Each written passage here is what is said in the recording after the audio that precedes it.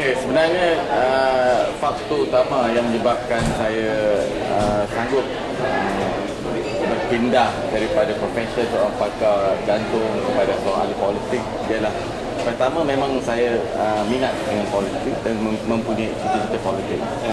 Yang kedua ialah keadaan sekeliling yang saya lihat memerlukan suatu transformasi khususnya kepada masyarakat Bumi Putra di Sibu yang merupakan bilangan minoriti di Sibu ini. Malah Dun Nangka pun yang tempat saya bersanding ini adalah hanya salah satu daripada 5 Dun yang majoritinya Bumi Putra.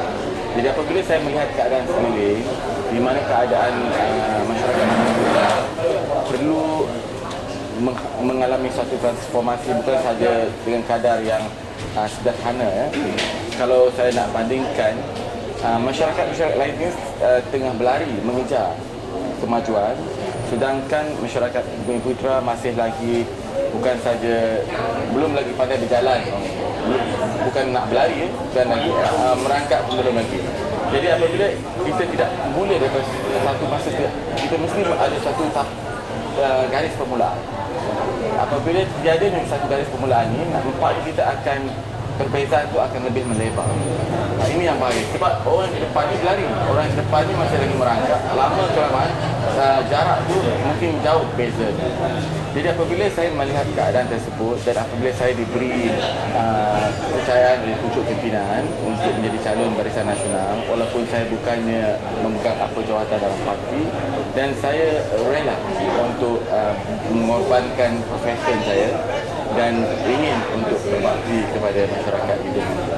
Saya telah melihat sebab saya anak jati di situ dan saya salah seorang daripada anak jati yang berjaya dalam bidang akademik. Tidak ramai yang berjaya dalam bidang akademik di Bandar Sibu dan juga tidak ramai daripada masyarakat Bumi Putra yang berjaya di Sibu. Kalau ada yang berjaya pun bukan di Sibu, mereka berjaya di tempat lain.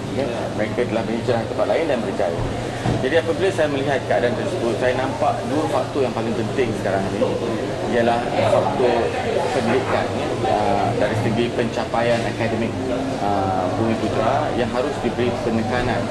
Bukannya masalah prasarana, bukannya masalah fasiliti, bukan masalahnya guru tidak cukup, bukan masalahnya sekolah tidak sempurna, tapi saya nampak perlu yang diubah sekarang ini ialah pemikiran masyarakat terhadap pentingnya pendidikan. The mindset of the people tentang pentingnya bukan setakat belajar saja, tetapi mesti mahu mencapai akademik yang cemerlang supaya di masa depan manusia ni akan hanya dilihat dari segi pencapaian akademik. Mereka akan diberi suatu penghormatan yang tinggi kalau mempunyai latar belakang akademik yang tinggi. Jadi sebab itu saya melihat masyarakat Sibu khususnya Bumi Putra masih jauh sangat ketinggalan dari segi pencapaian akademik. Saya sebagai pengurusi Persatuan Graduan Bumi Putra, memang kita setiap tahun kita berbincang mengenai masalah ini. Bagaimana untuk kita meningkatkan lagi pencapaian akademik pelajar-pelajar Bumi Putra. Yang sebab itulah sekarang ni apabila saya berfikir tentang ini, apakah formula? Kita dah tahu masalah dia ialah mindset, pemikiran masyarakat tentang pentingnya pendidikan ini belum lagi ke tahap maksimum. Jadi sebab itu saya ingin hendak merangkaikan suatu networking di antara persatuan ibu bapa dan guru dan juga persatuan alumni bekas-bekas pelajar, dan saya harap dengan suatu networking begini akan mendapatkan suatu keadaan yang lebih mantap untuk mencapai apa yang kita hasrat, iaitu supaya pelajar-pelajar kita mencapai akademik yang baik. Misalnya saya mungkin perlu tidak dapatlah saya nak yang darjah 6 untuk tahun depan biasa, tapi saya mungkin tumpukan kepada darjah 2, darjah 1 tahun ini. Malah saya pernah berjumpa dengan TPM pada masa lawatan ini. Harapan saya supaya kita ada suatu praskul untuk tadika di Dun Nangka ni fully English. Walaupun orang kata why kita menekankan English, tapi tidak. Masalah sekarang ni kita kena terima hakikat. Kita terima hakikat. Kalau kita hendak maju, itulah bahasa yang kita harus tekankan. Bukan kita nak fikirkan bahasa sendiri. Tak.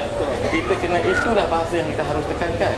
Sebab itulah bahasa antarabangsa, dan kalau kita tidak seiring dengan bahasa itu, pencapaian bahasa itu, mungkin persepsi orang kata ini walaupun kita mempunyai pemikiran yang baik, tetapi kita tidak dapat luahkan, jadi tidak berapa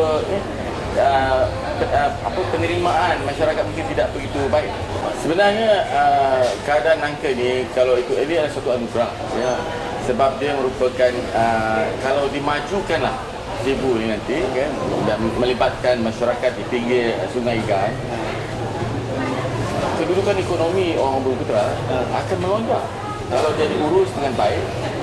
Masyarakat Bumi Putra penting, penglibatan mereka secara terus penting, dan saya percaya keadaan ekonomi ini akan bertambah baik. Bagaimana nak tukar persepsi, sebab orang dah tengok apa yang berlaku di Kampung Baru, because kata media kan terlalu luas.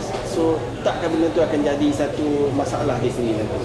Saya telah berjumpa dengan ramai rakan-rakan kita. Bagaimanakah harusnya dilakukan kampung-kampung yang di pinggir, yang dalam bandar, malah rumah saya sendiri pun dalam kampung. Saya berpendapat bahawa kedudukan mereka itu harus dipertahankan. Kalaupun keadaan tersebut tidak begitu kondusif sekarang ini untuk mereka untuk tempat duduk, tapi mereka harus keluar daripada kawasan tersebut, tetapi segala aktiviti di masa depan mereka harus terlibat. Maksud saya aktiviti ekonomi di tempat yang dibangunkan ni, mereka harus terlibat secara langsung, walaupun mereka tidak duduk lagi di tempat tersebut, tetapi aktiviti harian ekonomi harus melibatkan mereka juga. Kalau kita perhatikan Sarawak kita bandingkan dengan Singapura. Okay. Singapura ni dia tidak ada sumber alam, dia tidak ada natural resources. Kalau dibanding dengan Sarawak, kita punya natural resources nothing to compare dengan Singapore. Okay? Jadi yang perlu sekarang, kita sudah ada resources, natural resources. Apa yang memboleh kita membangun lebih daripada Singapore? Okay? Yang kita tidak ada pada zaman pada sekarang ni ialah human resources, human capital. Human capital kita tidak dapat dibandingkan dengan Singapura. Tapi perlu diingatkan, Singapura juga bukan orang dia yang bijak pandai itu. Kita ingatkannya orang dari Malaysia yang berkhidmat di situ, orang daripada negara-negara lain berkhidmat di situ.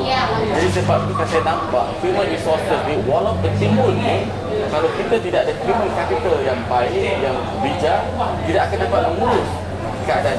Sebab itu jika kita nak maju, Sarawak nak menjadi sebuah negeri yang maju, kita kena selari human resources, human capital ni kena selari dengan apa yang ada dalam, yang diberi anugerah oleh Allah di muka bumi ini untuk Sarawak. Minyak, hutan dan pelbagai.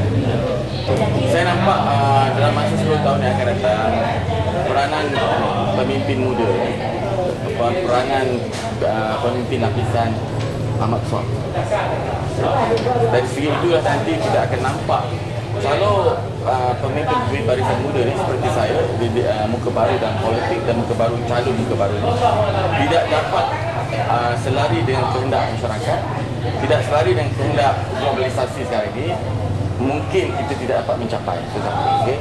Sebab itu peranan pemimpin-pemimpin muda di Sarawak, lapisan kedua ni amat penting sekali. Mesti diberi peluang, mesti menunjukkan mereka mampu dan mesti mempunyai credibility dan caliber yang sepatutnya dikemukakan kepada masyarakat, supaya ini akan dapat melihat transformasi yang orang kata hebat berlaku.